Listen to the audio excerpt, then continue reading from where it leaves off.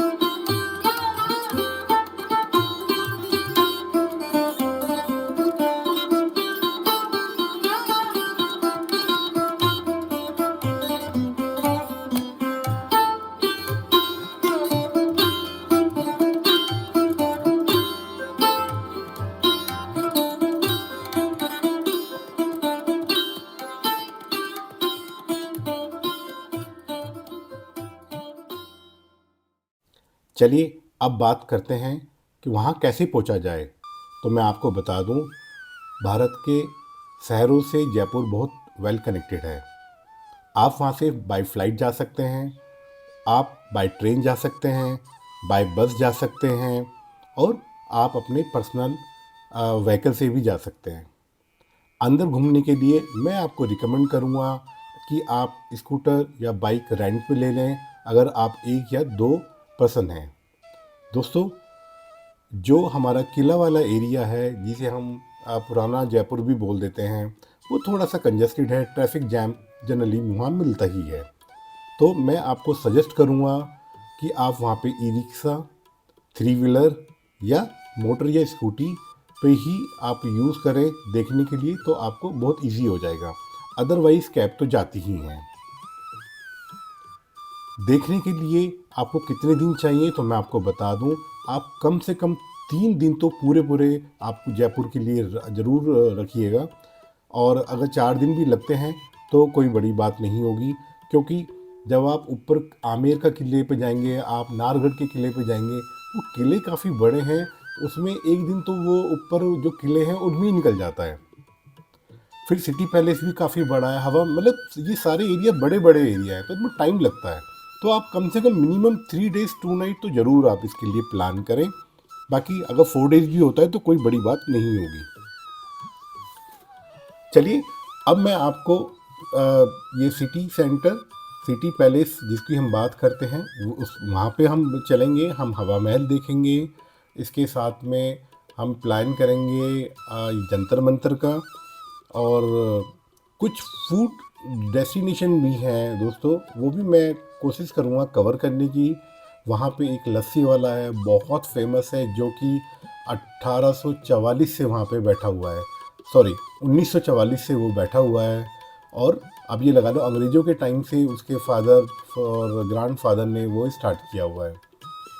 फिर एक जगह वहाँ पे पड़ती है आपकी मसाला चौक, और ये पर्टिकुलर जगह जो है ये बहुत फूड के लिए बहुत फेमस है।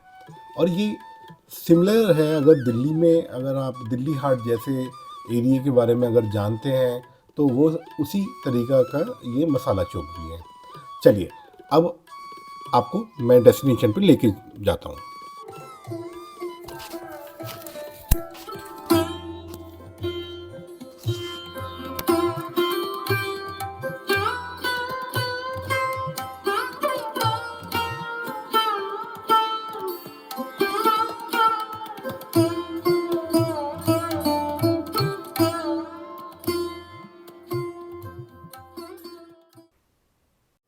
चलिए, तो हम अपने पहले डेस्टिनेशन सिटी पैलेस से ही शुरुआत करते हैं।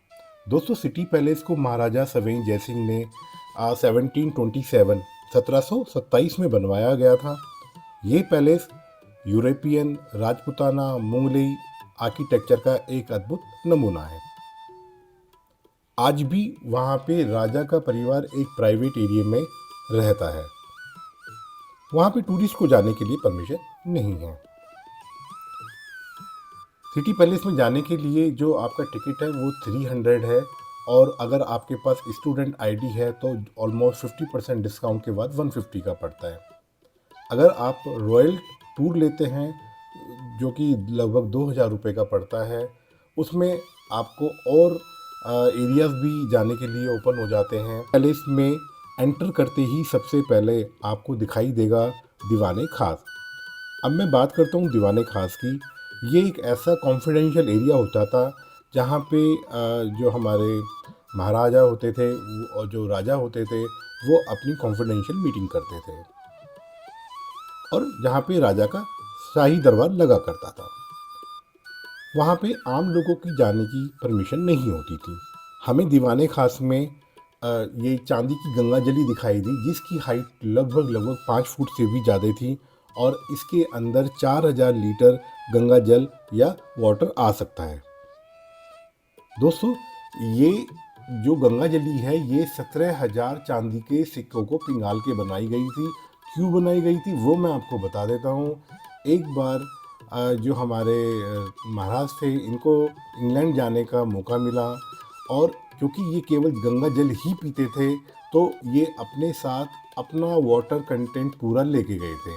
तो इसको 4000 लीटर गंगा जल भर के और ये लेके गए वहाँ पे, और उन्होंने यही गंगा जल का सेवन किया, और बाद में ये गंगा जली यहाँ पे डिस्प्ले में लगा दी, और ये बताते हैं कि ये भी गिनीज बुक ऑफ रिकॉर्ड में इसका नाम दर्ज है।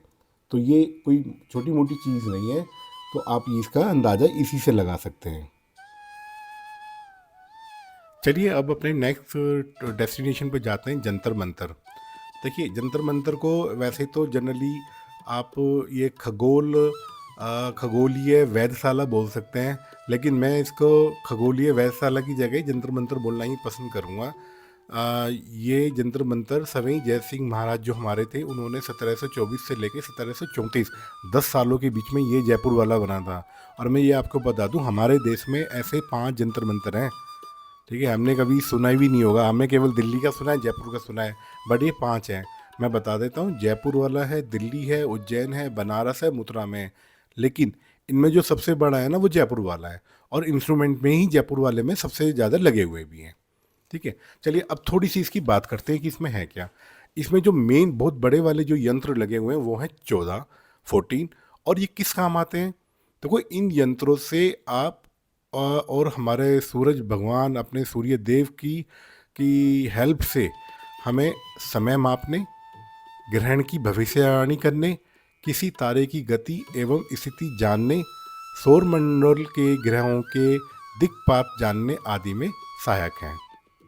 ठीक है, तो दिक्पात का मतलब होता है कि सौरमंडल में जो अपने ये तारे और अपने एक स्थान से दूसरे स्थान पे ऐसे जाएगा, उस तरह की चीज़ों को ये दिक्पात बोलते हैं। इन यंत्रों को देखने से पता चलता है कि भारत के लोग, मतलब हम लोग मैथमेटिक्स और एस्ट्रोलॉजी में और एस्ट्रोनॉमी में कितना हमारे कॉन्सेप्ट क्लियर थे। ठीक है जी, अब मैं आपको ये बता दूं, जो अपने महाराज थे ना, ये खुद भी साइंटिस्ट थे। तो अगर बोले सवाई जयसिंह जो हैं वो एक खगोल वैज्ञानिक थे, और जिसका योगदान और इनके व्यक्तित्व की प्रशंसा हमारे फर्स्ट प्राइम मिनिस्टर ने अपनी एक बुक भारत एक खोज, डिस्कवरी ऑफ इंडिया में भी किया है। अब आप इसे मान के चलो, तो ये सारा इतनी सोच कि ये इस तरह के जंतर मंतर बनाए जाएं, इस तरह का पूरे देश में 5 उन्होंने ओपन करवा दिए। तो आप जब वहाँ जाओगे देखने को ना, आपको देख के लगेगा कि हाँ इसका कोई मतलब है। ठीक है जी, हमारे इसमें 12 राशि होती हैं, और हर राशि के हिसाब से ये यंत्र बना हुआ है। जैसे ये कर्क है, कैंसर का है, ये टर्कस का है, और ये मेरा ये वर्गो का है, वर्गो प्लस कन्या, इक्वेरियस। बड़े जी में ये क्या है, मतलब वर्गो को कन्या कब से बोलने लगे हैं, या वर्गो ही बोलते हैं? मैं भी गलत हो सकता हूँ। अच्छा, मेरी डॉटर कह रही है गलत हो। ठीक है जी, और ये है आपका लियो। तो 12 राशि और 12 ही ये यंत्र बने हुए हैं। अब यूज़ करना तो नहीं आता है, अब देखना पड़ेगा कि यूज़ कैसे करा जाता है। इसमें यह कि ये इस पर चढ़ना पड़ता होगा, मे बी इसका डिटेल में पढ़ना पड़ेगा। किसी फिजिक्स वाले जिसने ये अच्छे से अध्ययन किया है वो थोड़ा हमें समझा सकते हैं।